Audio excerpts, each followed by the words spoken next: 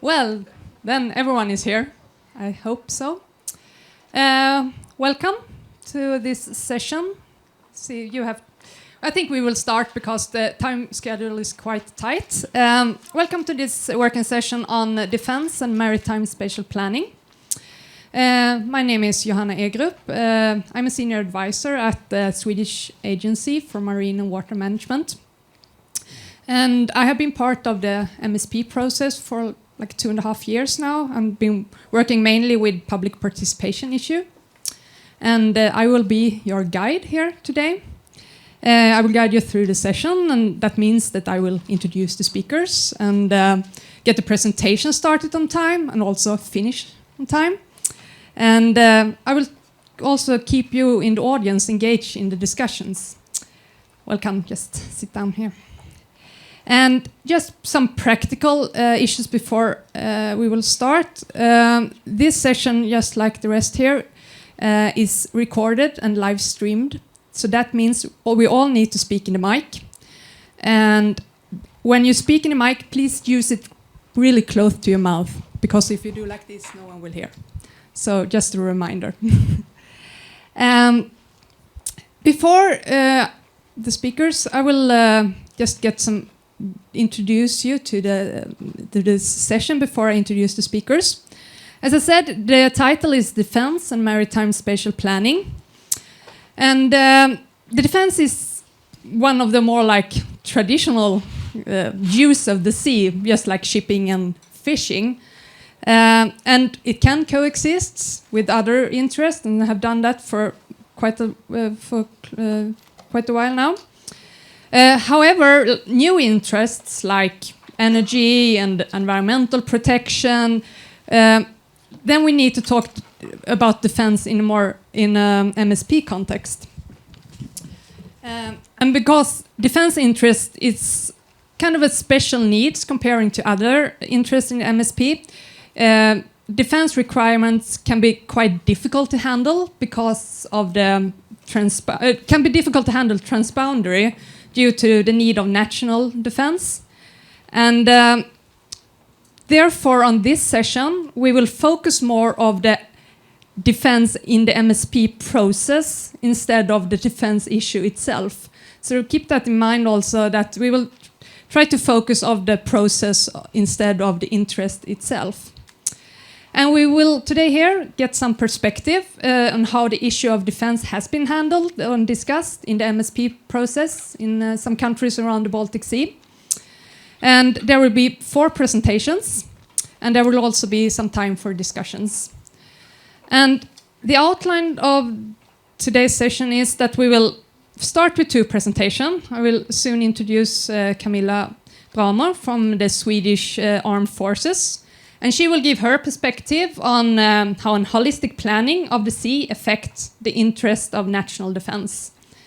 And then Ilona Ekmane, from the Ministry of Defense of Latvia will give the Latvia perspective of the issue. And after these 2 presentations, we will open up for some discussion. And then we will continue with the second block, when Eva Rosenhall from the Swedish Agency for Marine and Water Management will give her perspective on the strategic MSP issues.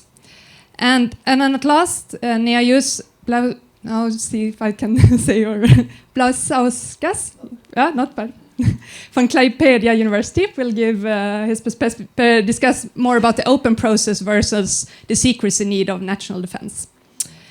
And then we will open up for another round of discussions. And I will also encourage you all to engage in the discussions and give your country's perspective. We will hear from 3 different countries here, but I think that we're more countries representative here. Any practical questions before we start? No? Then I will introduce Camilla. As I said in the introduction, one of the interesting topics regarding defense in the MSP process is how does a holistic planning of the sea affect the interests of national defense? And so I now will give the mic to Camilla Bramer. You are a team leader of spatial planning at the Swedish Armed Forces Headquarters, and you have been part of the MSP process for quite a while now. Thank you. Is this okay with the mic? Yeah, then you will have to remind me if I go like this. Okay, so my name is Camilla, and I am, as mentioned, the team leader of spatial planning processes in the armed forces in Sweden. And I'm also responsible for our participation in the marine spatial planning process in Sweden. In Sweden, the municipals are responsible for planning all their land within the municipal. And we have a system that we call national interests that are stated in the environmental code that gives different agencies the chance to have an impact or affect in some way the planning, the spatial planning processes that the municipals do plan, so to say. And through this system, we can participate in spatial planning processes as well as environmental assessment processes. And the Swedish Environmental Code states that areas that are identified as of special interest for national defense or the defense sector should be, as far as possible, protected against arrangements that might affect these interests in a negative way. And the Swedish Armed Forces is the agency that are responsible of identifying these areas and also to participate in the processes to try to protect them. There are many other national interests as well, such as important nature environments, fishing areas, etc. Our presentation of these interests are both in maps, but also in text, where we try to describe the interest and what can negatively affect the interest. The value of the interest is what we have to specify in these processes so that they can be protected further on. In the environmental code, it also states that if an area is of national interest, of incompatible interests, the national defense interest should be prioritized. Though this isn't always the case, so it takes that the Swedish Armed Forces actively, carefully engage in the spatial planning processes to try to protect our interests, so to say.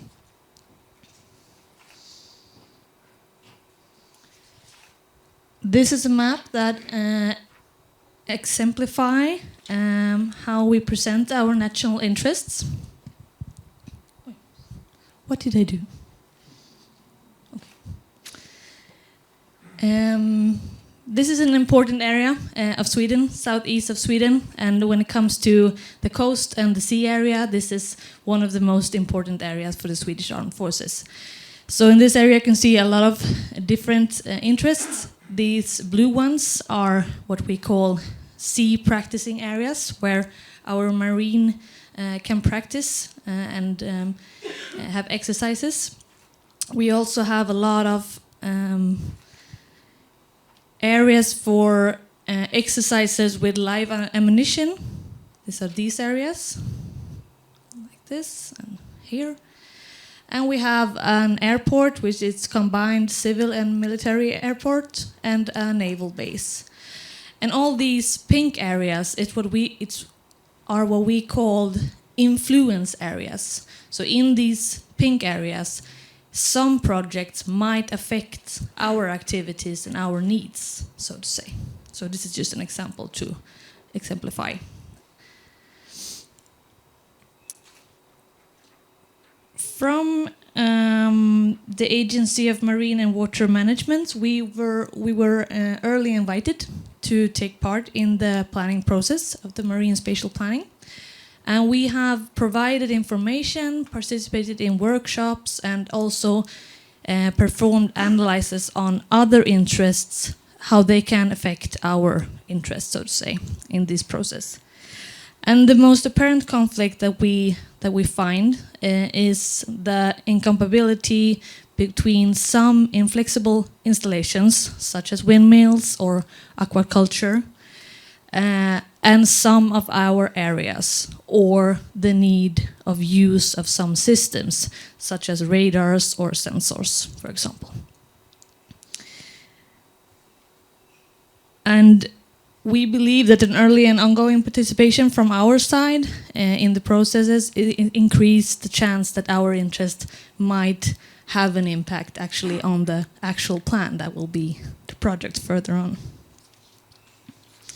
And that the most apparent conflict is between these more inflexible installations, and our interest doesn't mean that this is a conflict in all the sea or all the coast areas, but what we have tried to identify is the most sensitive ones, and where the damage might be bigger, so to say. So, advantages, risks, and difficulties. The marine spatial plans of Sweden are meant to be guiding for other planning processes in the future, such as well as juridical environmental assessments. And the expected outcome is that a plan presents the government's assessments between different interests. And if the plans are clear on these trade-offs, so to say, the plans will act as a more clear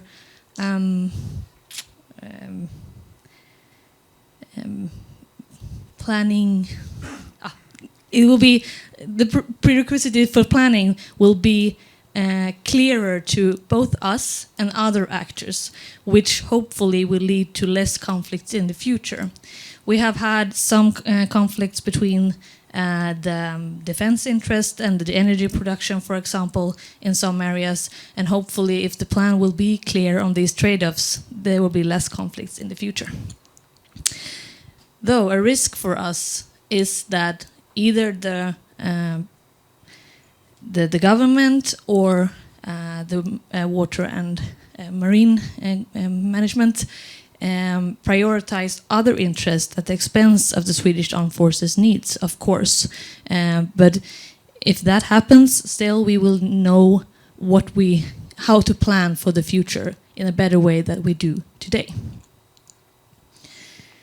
The two major difficulties that we experience in these planning processes this far is how to handle classified information, secret information. Sometimes we can identify a conflict, but we have problems on how to communicate this in the planning process. And also to handle the planning horizon. What will our surrounding areas, what will the politics look like in 2035? What will it look like in 2050? That affect our needs in these years, and also our technical systems, our ships, how will they look like in 20 years, 30 years? It's hard to know, and therefore it's also hard to identify what we want to bring into the planning process.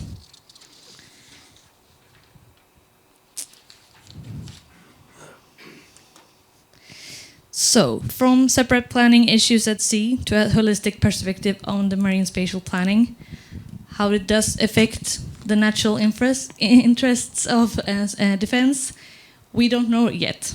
But we hope that our participation in this process might be a good way to find more solutions on how to use the sea than conflicts. Thank you, Camilla. I think we will save any questions for Camilla for a little bit later. And first we will hear about Latvia and how you discuss and handle defense interest in an MSP context. You can take the mic here.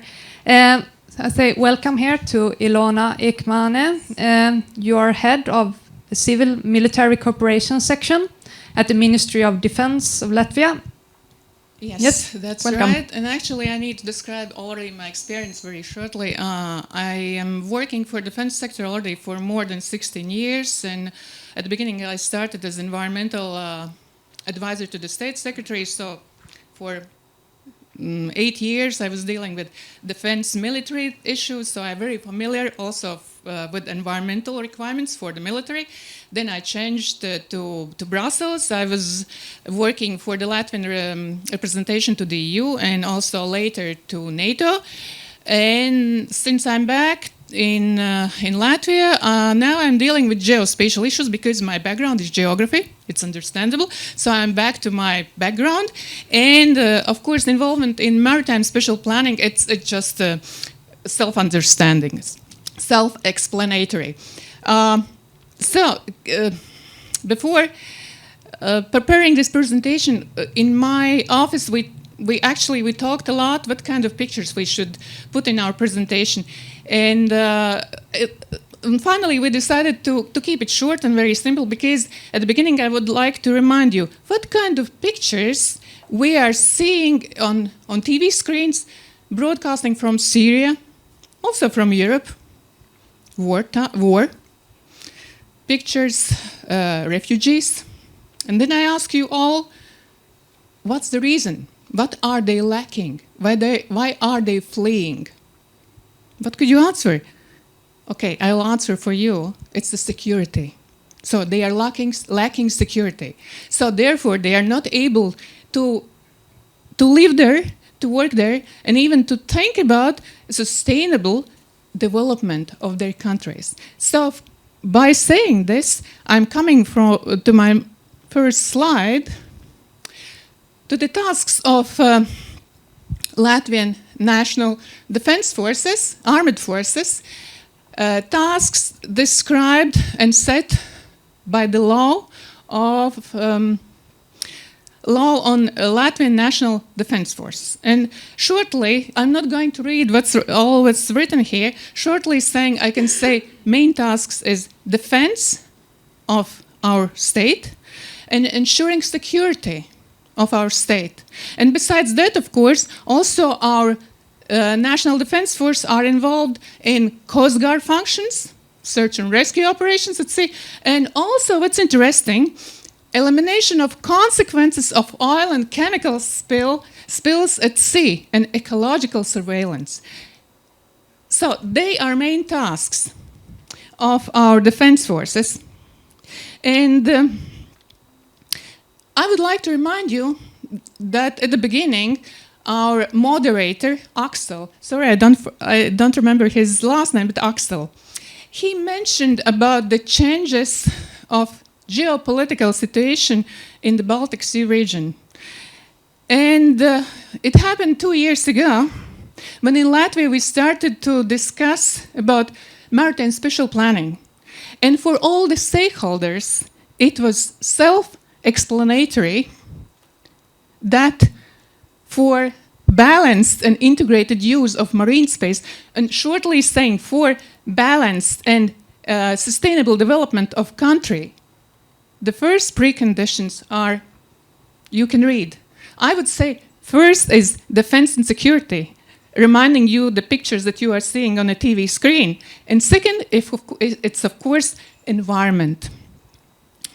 And then other stakeholders, then other sectors can develop, can reach their goals. This is self-explanatory. And for us, for defense sector, it was also understandable that we need to be involved in maritime special planning at the early stage. Why? Because we need to discuss with other stakeholders. We need to remind them about our tasks, and we need, of course, here I can recall my Swedish colleague, we need to ensure that our tasks can be carried out undisturbed. So, and by discussing the priorities and interests out of the sea, we together developed a special matrix which already identifies overlapping interests. By having that matrix, we clearly showed our other stakeholders the areas where our interests might might need the special mitigation. I don't want to say problems, or I don't want to say complex. I avoid that words, but I say we need a mitigation in specific areas. And of course, some areas where we are very strict, because this is related to human security or state security, and therefore we say in these areas where are our establishments, the society, you cannot enter because it might harm your health, or you might harm the security of our installations, for instance. So this matrix really helps us in the future for discussions, because other stakeholders are already informed about the potential needs or potential requirements of defense sector. So, and just summarizing all this, I need to say that for us, taking part in the maritime spatial planning, at the beginning it was quite simple because our areas of interest are already defined, and the rules are also set concerning, for instance, sea surveillance stations, special requirements. Also, we have regulations developed, so people already know, and also concerning military training areas, but always the question is about areas where we cannot predict our activities, or as it's described here, unforeseen activity, like, for instance, neutralization of unexploded ordnance or sea mines or whatever what's left from the Second and First World War. So in these situations, we cannot say strictly in this area you cannot do specific activities because it's dangerous. Because if we speak about unexploded ordnance, actually it can be spread all over the Baltic Sea region, or Baltic Sea, I would say. So, but what I would like to stress in all this MSC process, the most vital is the communication. Communication between stakeholders. And another thing that's very important is, as we military call, strategic communication. I'm not going to elaborate on this, but we know that one who wants the people mind, that won the war. Thank you. Thank you, Ilona. It's difficult with this mic. We have now heard the perspective from Latvia and from Sweden, and I think you have some questions in your head. Just turn to your neighbor and discuss what you just heard. What do you think about the MSP and the defense and how we can handle it? And especially with this planning horizon, that means 2035, 2050, how does it look like in the Baltic then? So just a small beehive, a couple of minutes, turn to your neighbor, and then we will continue.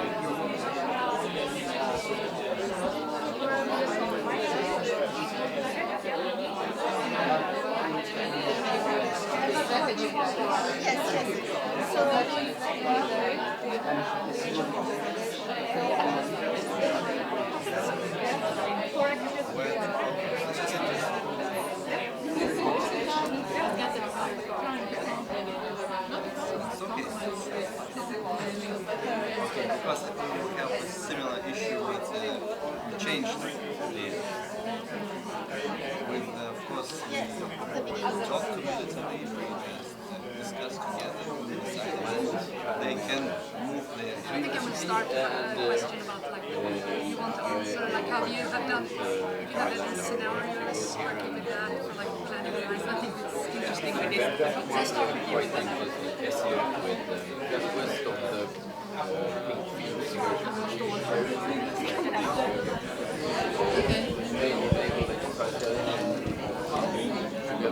well, well.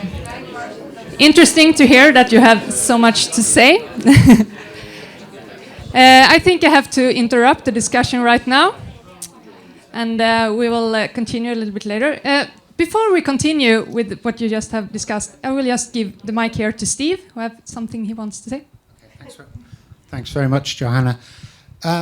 My name's Steve Barnard. I'm doing a piece of work here during the conference on behalf of the bonus programme, and we're particularly interested in how the bonus programme has contributed to planning, how it's contributed to the strategic processes in all of the Baltic regions and all the Baltic states. So I'm trying to do this collating information through the means of a questionnaire. I've got a little table which is just outside the main meeting room, and I've got some hard copy questionnaires on there. I also have an interactive PDF of the questionnaire which I'm happy to mail out to you, and you can sort of fill that in and mail it back to me at your convenience. We're particularly interested in how bonus has contributed to three main areas: application of science to policy development, how it's affected funding streams in the Baltic regions, and how it's affected engagement in the Baltic regions as well. We're interested in your views about whether you've perceived any improvements over the last sort of 8 years or so, and how much, if you've noticed any improvements, how much of that you feel you can attribute to the bonus programme.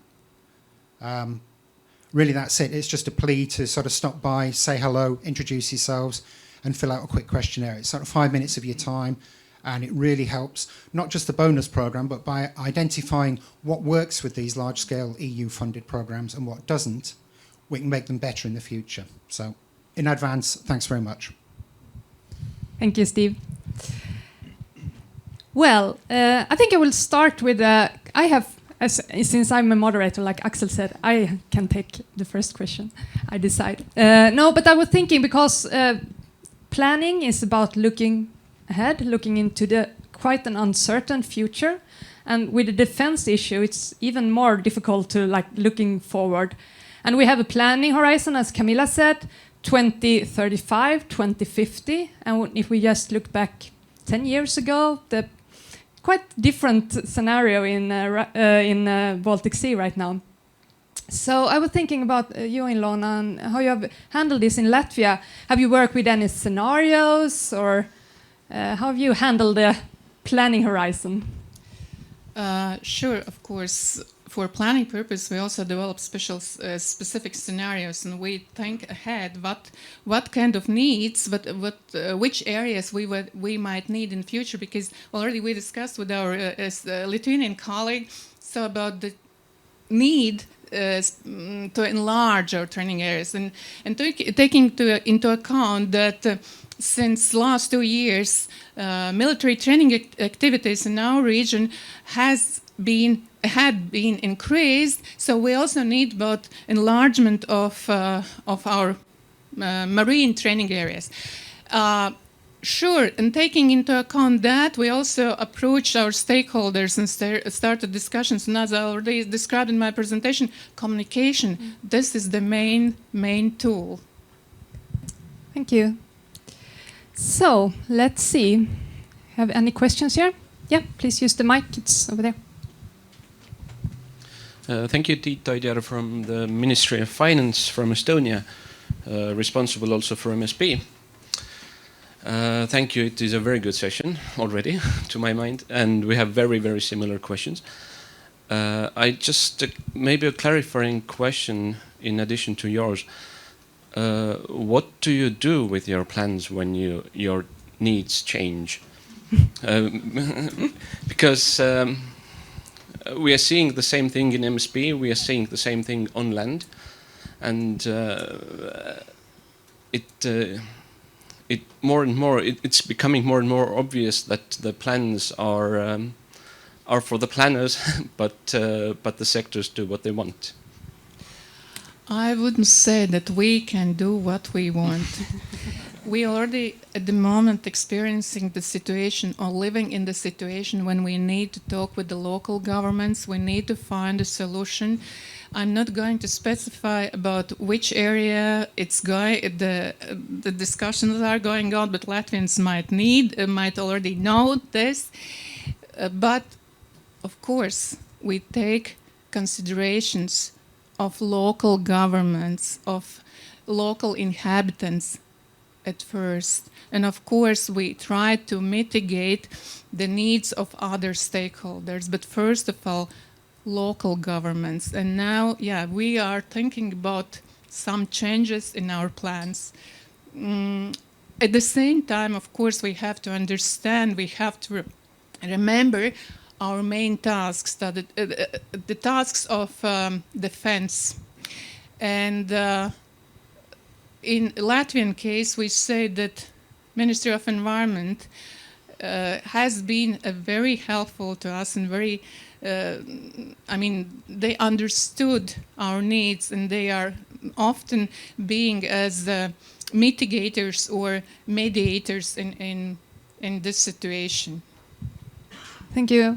I will ask the same here to Camilla. You also talked a lot about involvement in an early stage, and how do you think about this from a Swedish perspective? As I said, the environmental code actually have a paragraph where the defense should be prioritized over other interests, but this is not reality in Sweden today.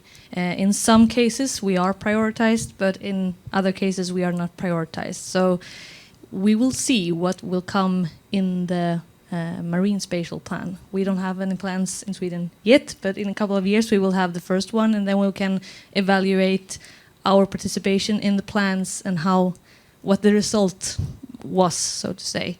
And also we will have to wait and see a couple of years after the plans are decided to see, are they guiding, are they just a plan that will live its own life, or what will happen. So wait and see. Wait to see. Thank you. Other questions back there?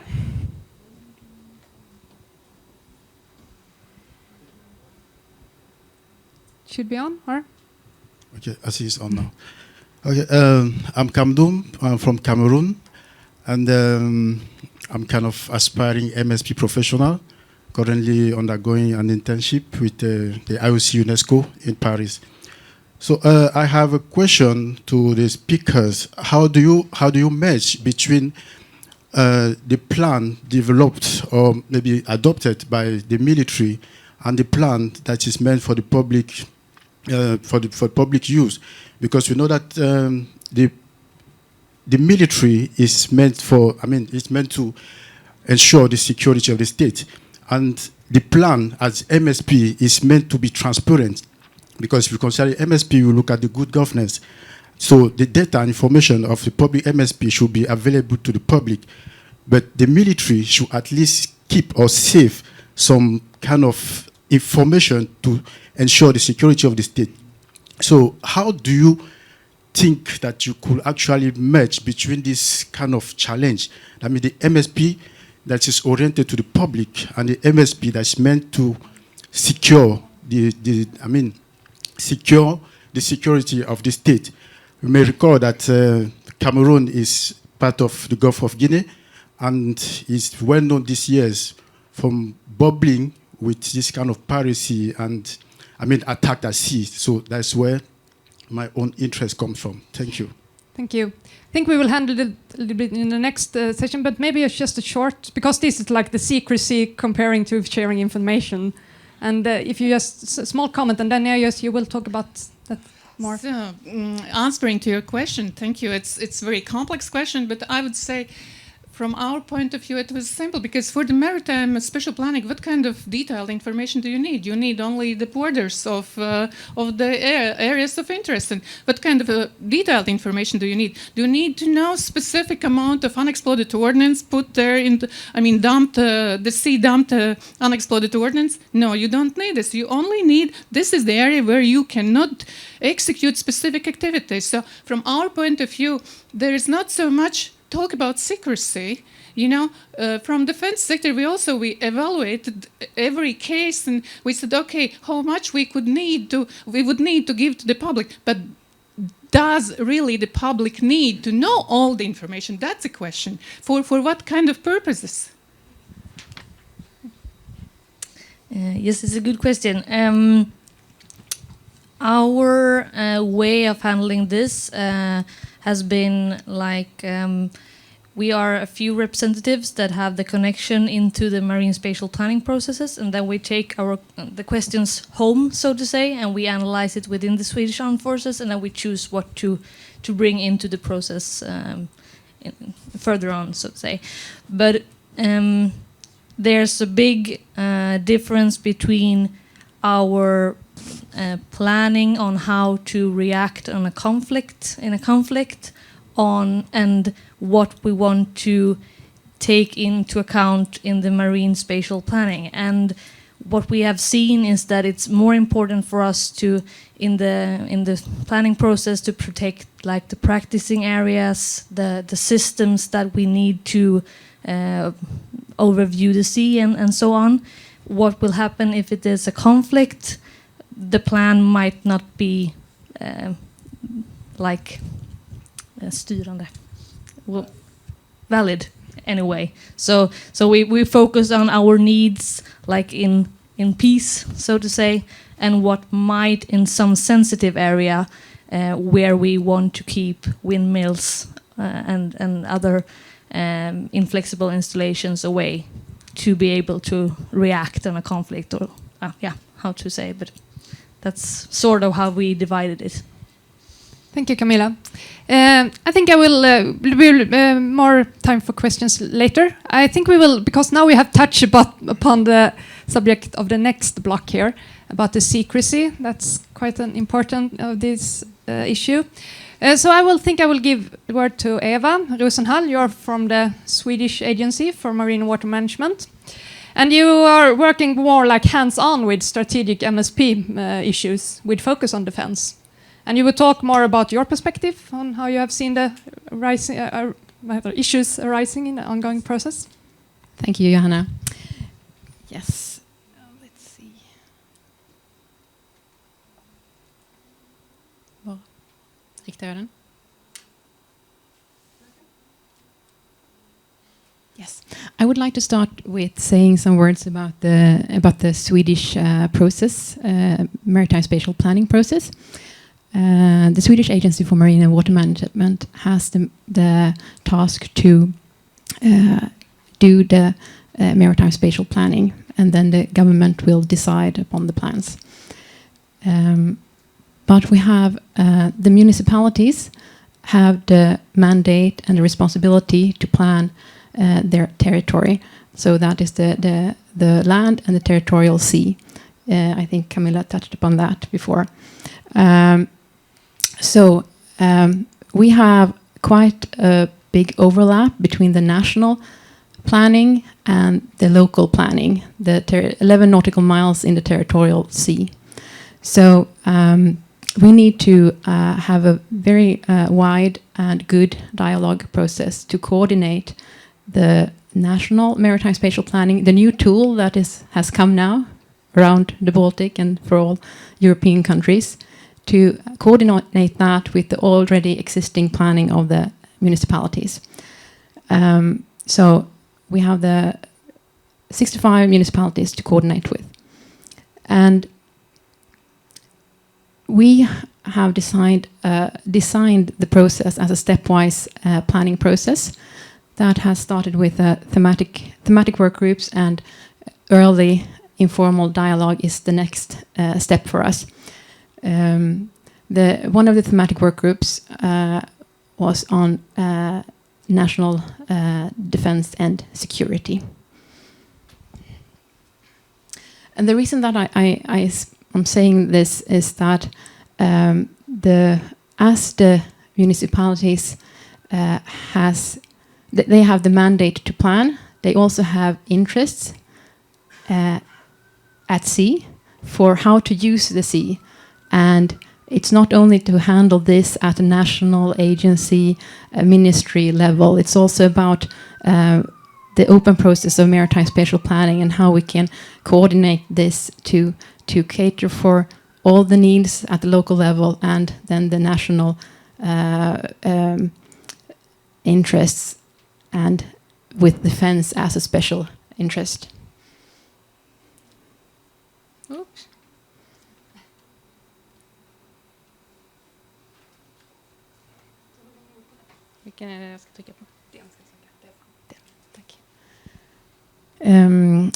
And the systems the system of national appointing national areas of national interest that Camilla described, it gives us good planning evidence.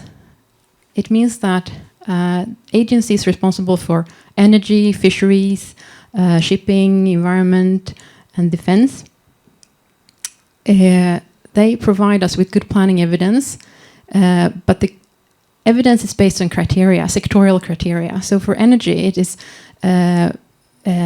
wind speed, it's depth, it's closeness to shore, so this sectorial criteria is somewhat difficult then to handle in regard of the secrecy requirement of national defense, as the criteria the sectorial criteria has not been developed in regard of the national defense interest, and the planning evidence that we have is that is what we have to base our planning on.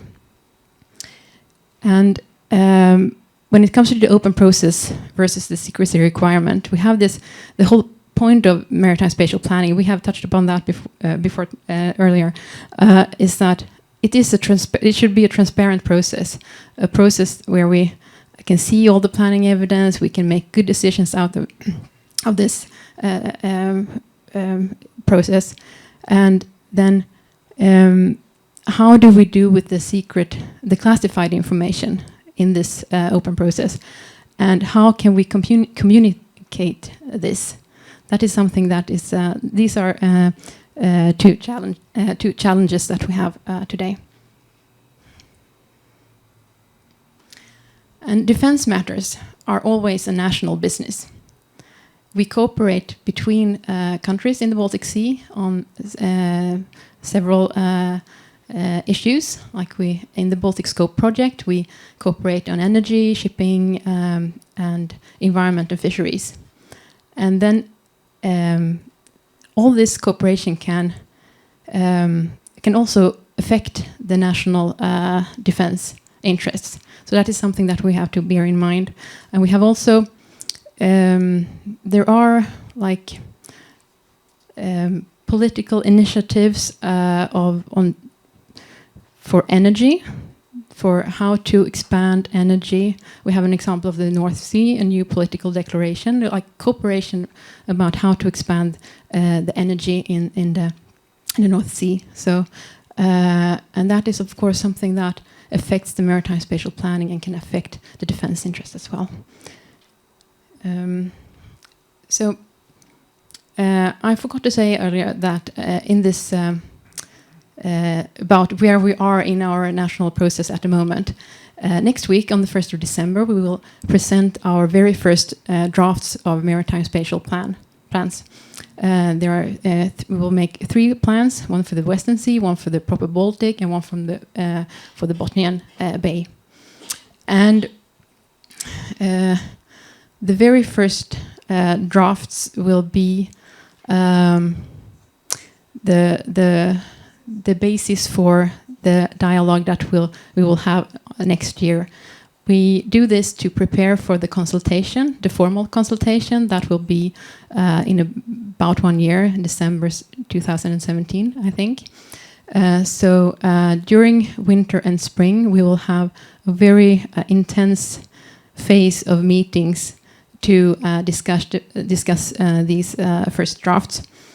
And we present plan alternatives at this stage, lots of alternatives, where we have that as a basis for the discussions. And that is also part of the impact assessment.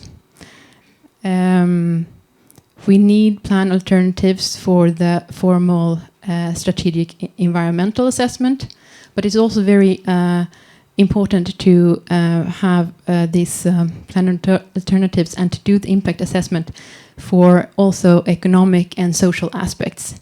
And as far as I know, defense interests are seldom handled in impact assessments when it comes to economic and social values. So we will have to find a way of including that defense in these assessments, and try to find the right valuation criteria for maritime spatial plans at this scale and the scope of them.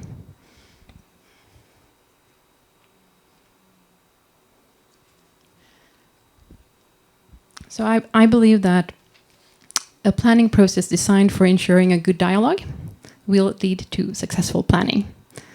And I think you have mentioned, Ilona, the communication, the importance of communication. We need to have a good dialogue with all the stakeholders because we need to find out about the different interests, both short-term and long-term. And short-term is much easier. Long-term is difficult. We have touched upon that earlier. And we also need to have a very good dialogue with national defense so that we can handle the secrecy requirement when it comes to planning evidence, how to handle planning evidence, and how to communicate about the planning evidence. And we also need to have a good dialogue between the planning authority and national defense and particular stakeholders so that we can solve planning issues. And one example is the authorities for energy is one of the stakeholders that we will need to have a good dialogue between us, national defense, and the energy authorities during next year to make good planning.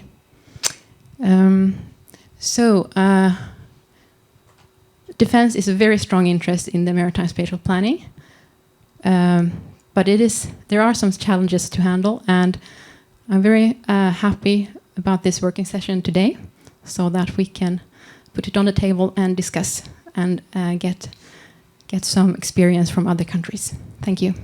Thank you, Eva. I think before we continue with the secrecy, I just have a question for Eva and Ilona here. You represented two countries, and as you know, planning it's a little bit different from planning on land and planning on sea because you have a different perspective. You have the vertical, but you like the depth, but you also have the time perspective when you're planning the sea. So have you been discussing in Latvia and in Sweden like temporal regulations as part of your maritime plan? Yes, we have been discussing it, but we haven't come that far in the planning so that we have actually made draft recommendations on temporal regulations. But I think that we will discuss it during the process. And have you had that in Latvia as well? Actually, I can just compliment what you said, Eva. Yeah, we have the same. In some situations, we haven't set the clear rules yet, but already stakeholders are informed about the temporary regulations, and when the MSP planning is finished, then of course then we work out the clear rules. But at least at the moment they are informed due to our good communication and involvement in early stage in MSP process. Thank you. Now we'll give the mic here to Neajus, Belasauskas from the Klaipėda University. You're a senior researcher there. And we had already touched upon this interesting aspect of the defense issue, an open process versus the secrecy need of a national defense. So I will give the word to you. Hello, everyone. The title seems to be really ambitious, and as it is really is, because we have never touched this subject properly, I guess, in our planning process, which has been already somehow finalized, or not finalized, but resulted in a certain plan that we have in Lithuania. But longer I sit here in this room, longer I see the reason behind, and I see the more things to comment probably on the issue, and I will probably start with that by answering some questions that have been already raised in this room.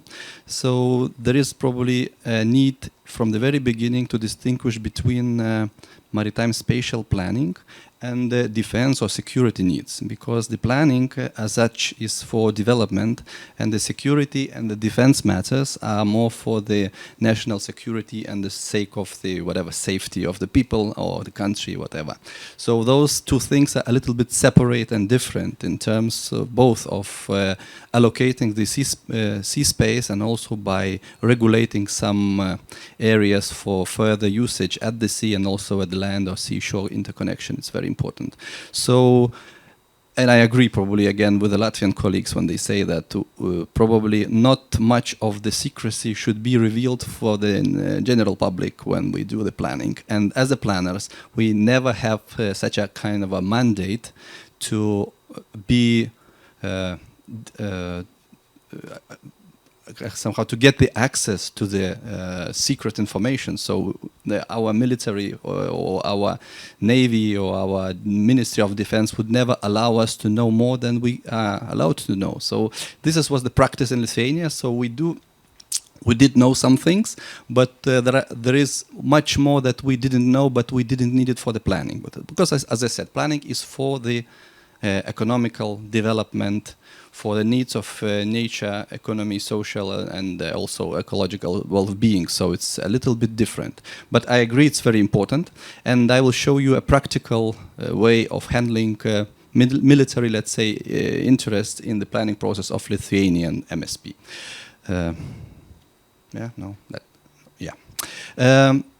As you know, we have a plan, although it is an extension of our comprehensive territorial plan, terrestrial plan towards maritime space, but actually we went through the whole, at least the main part of the whole cycle of the marine spatial planning issues. So as you can see here, we started from the really very stock taking, mapping of the natural, economical, cultural assets, identifying some trends whatsoever, and then of course very important is a consultation process with all involved parties, stakeholders that have been consulted formally, because there is two processes in Lithuania in the parallel went by that time. One was formal MSP development, and another was informal or research or scientific project-based participation engagement, so that we had an opportunity to really involve more people than formally required on the national level or on the legislative documentation of the process. So at that time we were lucky to use both mechanisms, formal and also informal, but more efficient, I would say. And there was one of the products, intermediate products of the planning was of course the concept or the overall generally grounded mapping of the vision, what we would like to see in at our marine waters, meaning what part of the sea we would like to develop more, what part of the sea we would like to leave for the environmental purposes, for the national strategical, including military needs whatsoever. And this was one of the results that we were about to communicate and to disseminate to the open public, showing them what it might be at the end, what the vision we would like to follow in our Lithuanian waters. And military or was among few already regulated uses at the sea. This was also mentioned already in the Latvian case, that we already have a strict areas for military training. We have a strict regulations for those areas, and this is only one thing what matters in the planning process for the economical development. So we put those information into the map. We put the regulative scheme into the descriptive part of the map, and then we are able to explain people why those areas are over there, what they do mean by at that particular space, and what is not allowed at those areas. So this is what minimum required for doing kind of a strategical planning. So by the consulting Navy and military forces, we came up that our vision somehow lacks some information, especially related to the national security and the safety.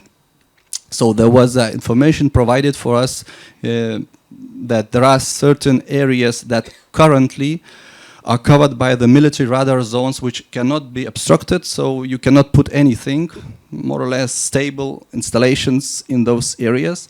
There was a signal from another ministry that we still have an airport which also has some security zones, and we have recently established or introduced the LNG terminal with a specifically a dedicated area for the LNG carriers roadstead, so those areas should be avoided by certain economical uses. So those information were not visible at that time in our vision, in our plan, which was intermediate product. So therefore we started thinking what we really miss in this process. So we went directly to the ministry, but rather to say not the ministry, but to the Navy, actually to our sea forces, and we start discussing things. And what a surprise was for us that in general they are not blocking anything.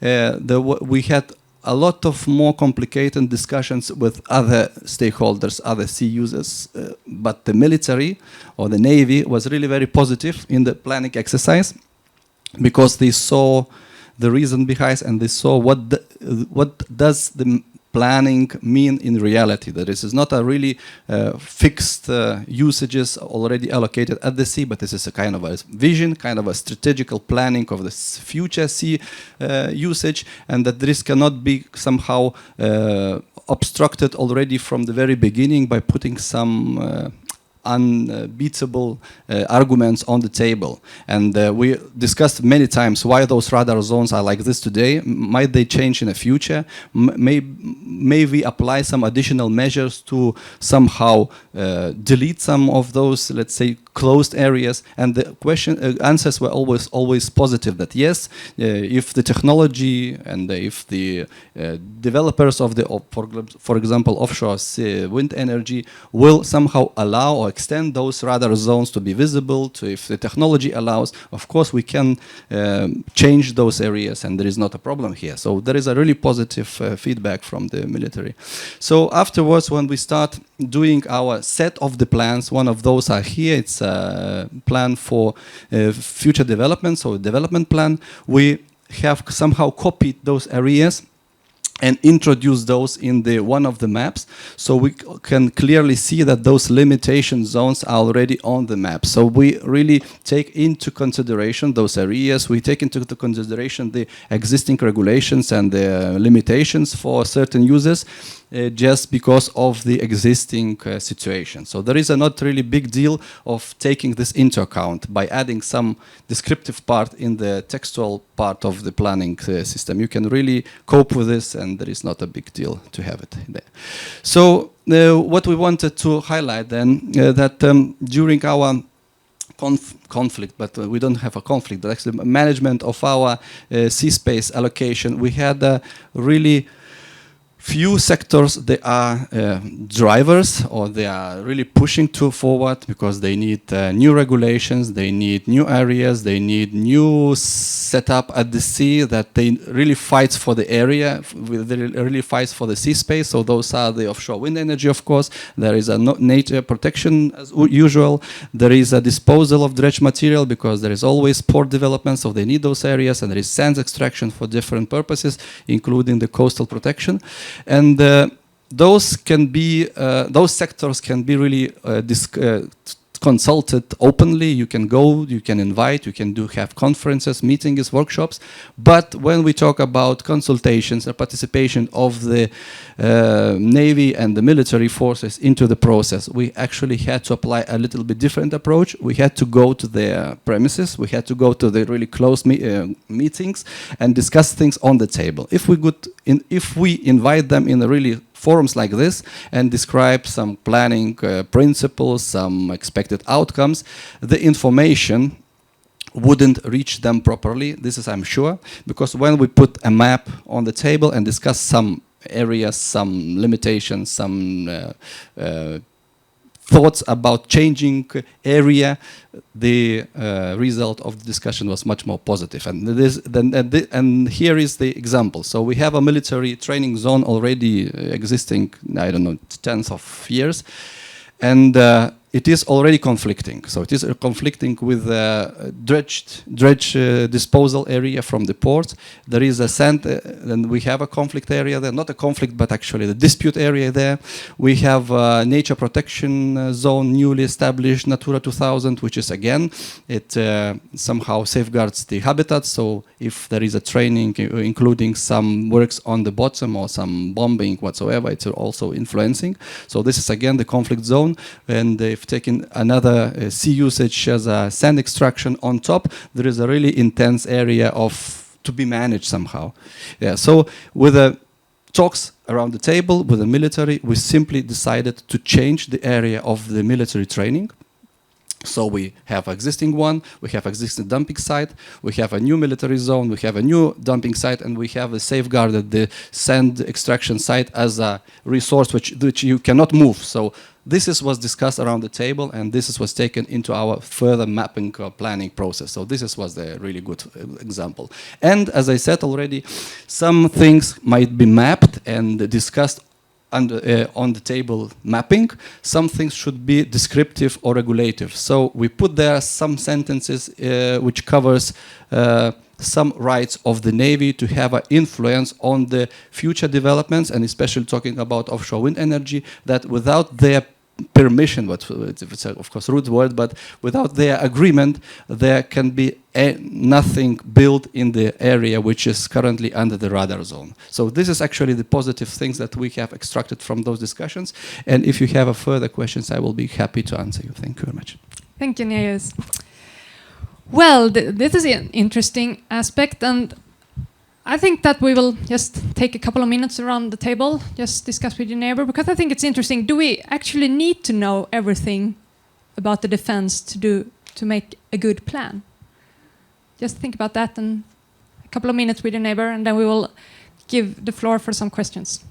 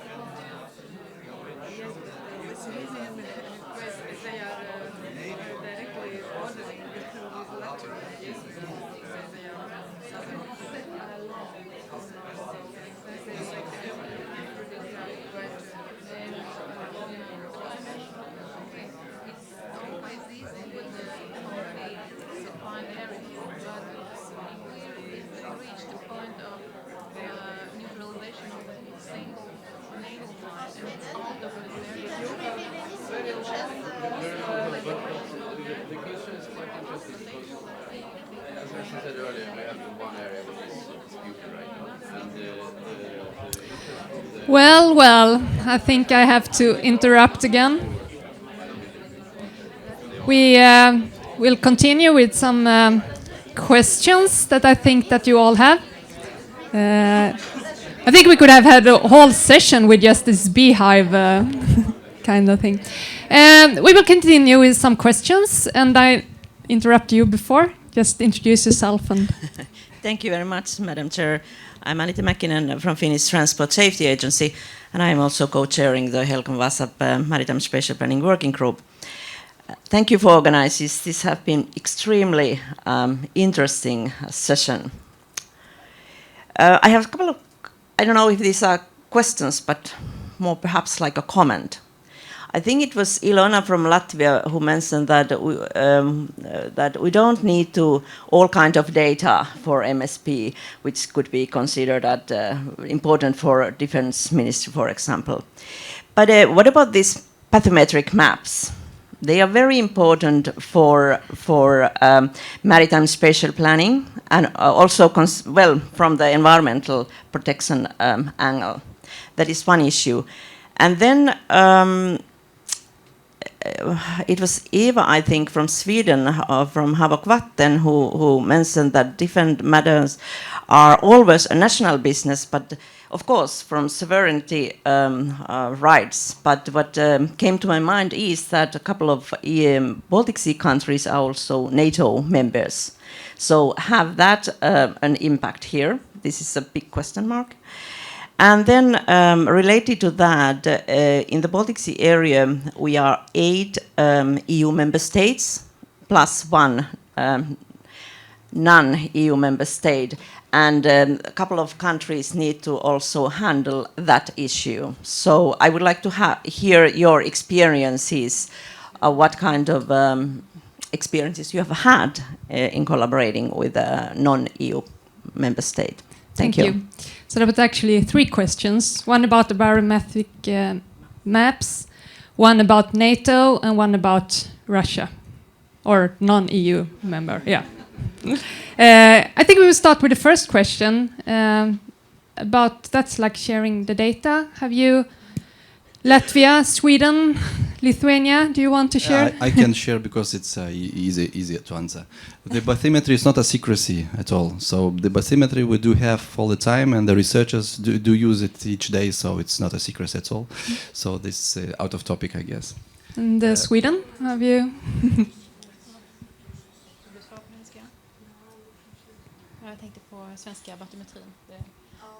Well, the bathymetry issue is important in Sweden. So I know it is an ongoing discussion between the need for nature protection and the need for defense. So I don't really know how we stand in that regard. I mean, we need both nature protection and defense are parts of the maritime spatial planning, and planning evidence is always something that we discuss a lot. We need better planning evidence. We need better planning evidence for nature protection. for the time being, we have to do with the planning evidence that we have for nature protection. So there will be no.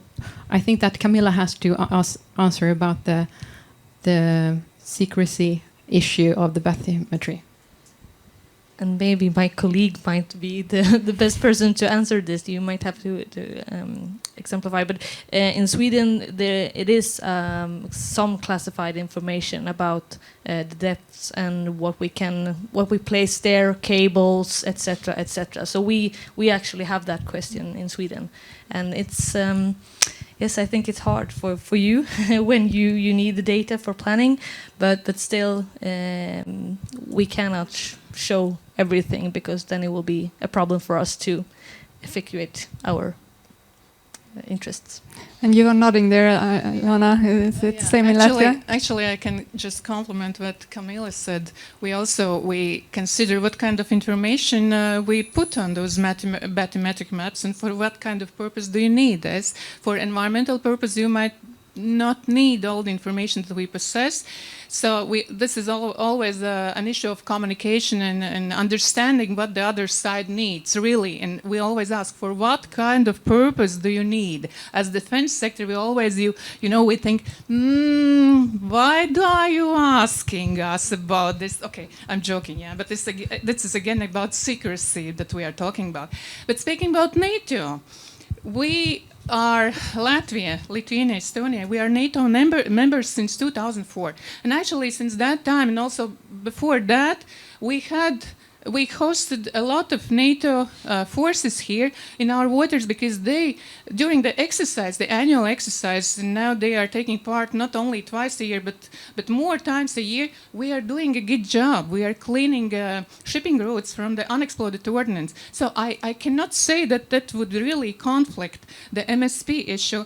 And I mentioned, and also Axel mentioned at the beginning, that geopolitical situation has changed since a couple of years, and now we are hosting more our allies, also Swedish forces, coming to clean up the territories of the Baltic Sea, heavily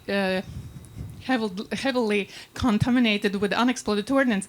But I wouldn't really say that it really harm other sectors. I say that we are helping to ensure the security and shipping in the Baltic Sea. So, and concerning other allies, non-allies, non-allies. At the moment, we are just observing all the activities there out to the sea. But I need to say that first of all, we need to observe economical activities, because mainly after economical activities also come defense activities. So that's my answer, simple answer. Thank you. Do you want to comment, Neus, or no? Camilla, you were nodding. Think about, like, you want to comment on NATO and cooperation with non-EU countries? Maybe Eva, with the non-EU countries, how we have worked in Sweden with. Nope. Please, next question. I'm Bettina Kepler from the Federal Maritime and Hydrographic Agency in Germany. And coming back to Sweden and NATO, there are designated NATO training areas covering part of Swedish EZ and Germany EZ in the Baltic Sea. And so I was wondering how you deal with these areas with regard to planning, or how do you take these into account? We haven't designated anything in our maritime spatial plans yet with regard to military, just some general wording in our taxa that says, okay, we have to take account of this, and we would like to know how others are dealing with this. And just another additional comment with regard to military areas. We have some training areas in the North and Baltic Sea, and in the North Sea, the military or armed forces, they have let go of one area, submarine training area, in order to make it possible to build the offshore wind farms there. So, but then they said this is the limit. We can't do without any more, without less of our areas. So this is a limit, no more. But for this specific thing, we have done so. So for us as planners, we should have enough information why these areas are so important.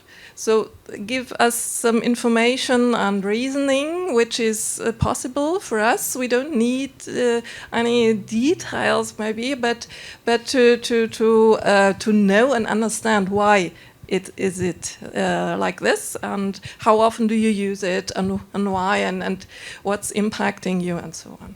This was just an additional comment. Thank you. So your question were about the physical installations and no, the NATO training areas. The NATO training areas, yeah. Want to comment on that? Yes, I totally agree that the planners need enough information to understand the importance of these areas, and also what was shown on the map that as an example, in all these areas we try to be as open as possible. We describe what kind of exercises, when, and so on. And when it comes to leaving areas, the Swedish Armed Forces left a lot of areas like 10 years ago, 15 years ago, so now we can't leave anymore. So this hasn't been a part of this process. But actually the NATO practicing areas, I don't know if we have handled them. I don't think so, because not specifically from the NATO point of view, though a lot of international exercises that we keep in Sweden, they are also focused on these areas where we have our national exercises. So partly it will be like integrated that way, but we haven't had a specific NATO discussion.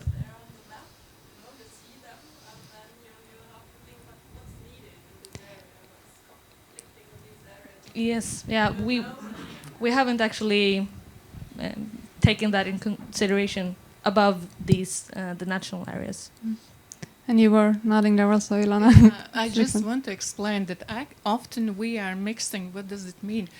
NATO and what's a national. Speaking about the exercises, about the training areas, there is no NATO training area. This is a national, hosted by a national institution or a nation. So often people are about Latvia saying, oh, NATO establishments. No, this is establishment of a Latvian defense forces, but we are hosting NATO allies. So I believe also there, in your case, there is no NATO designated training area. There are NATO establishments, yeah, research institutes, centers of excellence, but I don't know any training area. That's my comment. Thank you for the clarification. Another question here? Just a small comment from Estonia. I do totally agree that it is defense area, and whether it's NATO or internal, it makes no difference in spatial planning, actually. But we have recently had an interesting example on land where wind energy developers have actually turned straight to NATO because they do not believe the local ministry of defense, because they don't like their answer, and then they would like to get the second opinion from NATO. Of course, they got basically the same opinion. So, but yeah, just the conflict between wind energy and defense is really strong in Estonia currently. Thank you. Any other question here?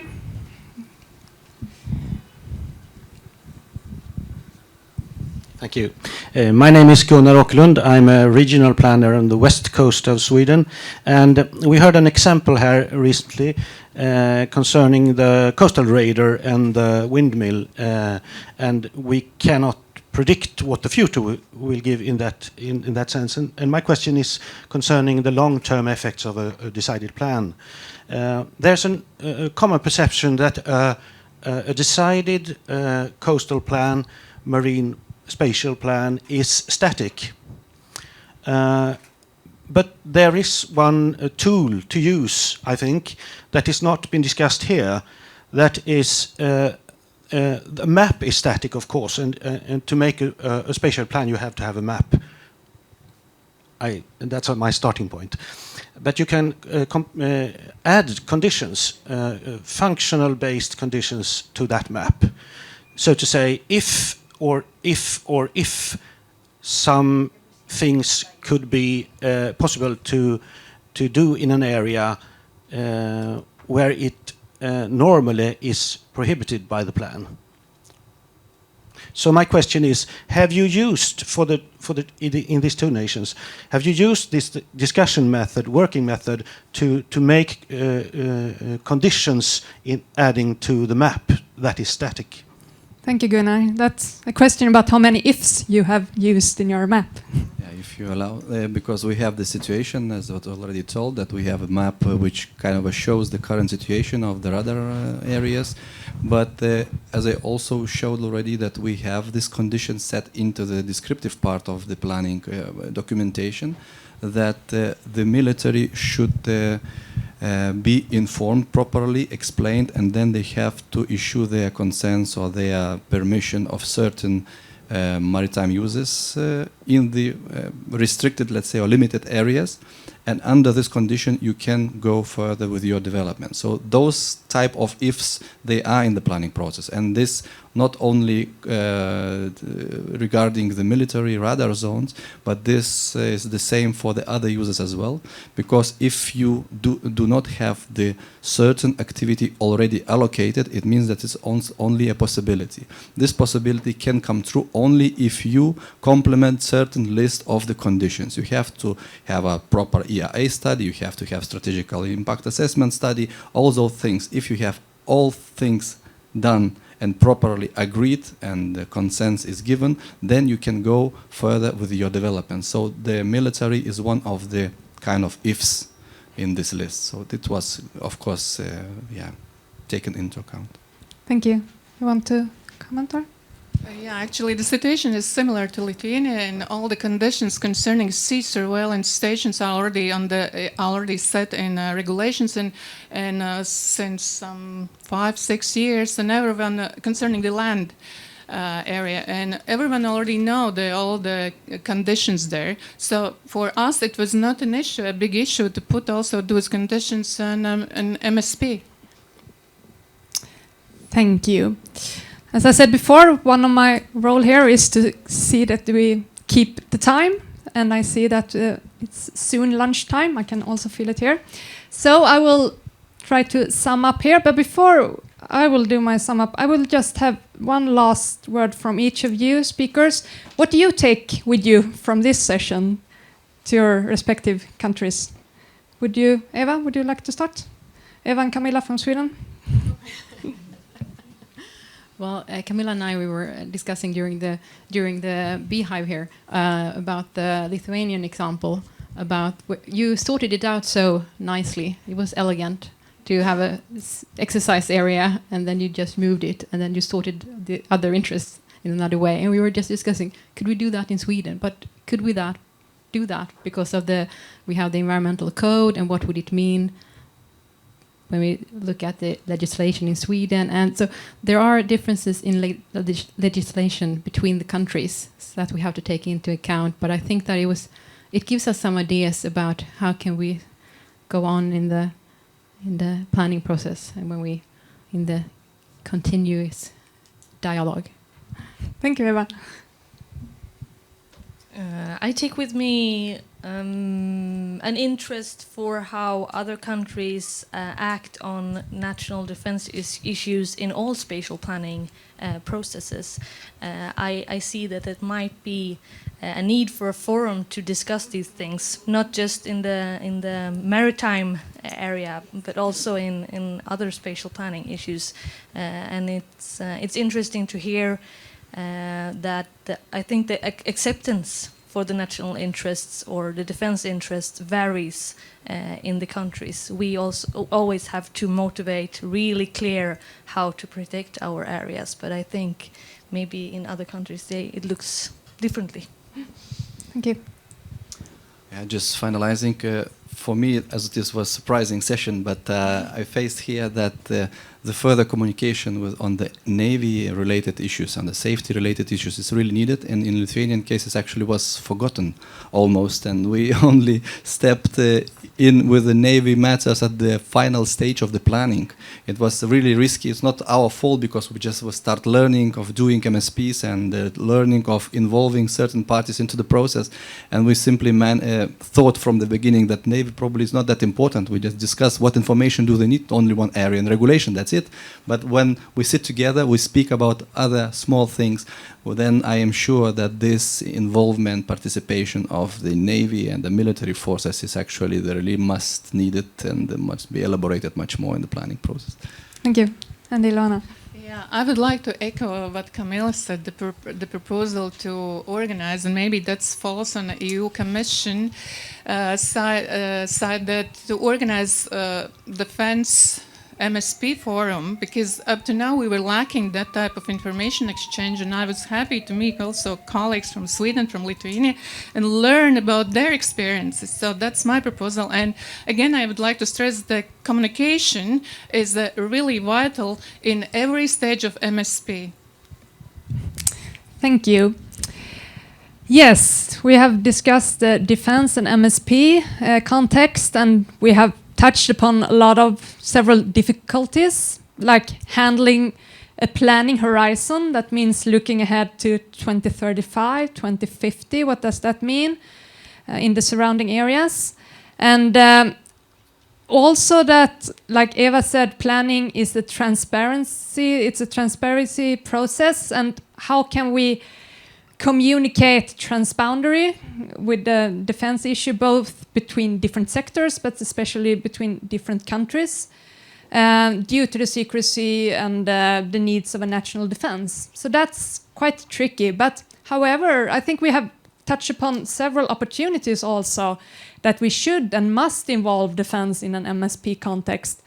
And Nereus, you said that in your case, defense was actually the more positive sector that was part of your process, which is quite interesting. And Camilla, you also, you touched upon that it was important that you said you should be part early in the process, and that gives your a better perspective and take care of the defense in part of the others' interests. So I think that was interesting. And also I think both Eva and Ilona, you really touched upon like the communication, the importance of that. And you also said more talking about the strategic communication, importance of that. So my conclusion is that defense must be part of the MSP process, but maybe we should focus more on sharing and cooperation on the process itself than instead of the issue because of the secrecy. And I think we should continue the discussions that we started here. And then now you have heard some of the countries, and we also have Estonia and Germany and so on, and Finland. So thank you. Now it will be lunch for 1 hour, and the next session will start at 3 o'clock. Thank you.